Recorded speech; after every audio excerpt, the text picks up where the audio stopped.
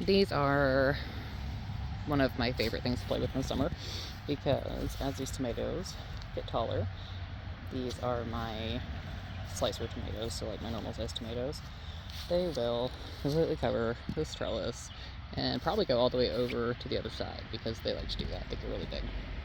On the other side is a giant bee balm that I've had for like 4 or 5 years now.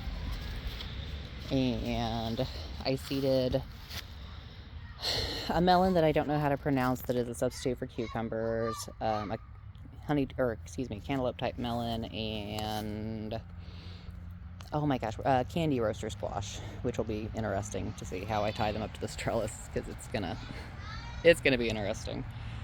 And then that's a mullein plant that I need to transplant. And over here are my cherry tomatoes that will be just like the other ones, where they will grow over the top of the arch.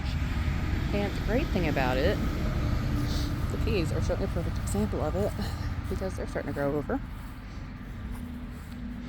They don't usually get more than another foot or two taller than this, though, in my experience, so, or at least for this particular hybrid. And there is a bee balm hiding in the middle of that.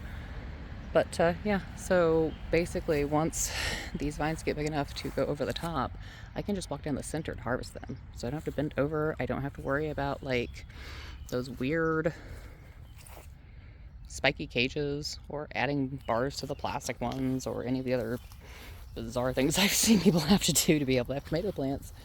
And I don't know what cattle panels are running now, but they were $25 a pop when we built these beds, so worth every penny.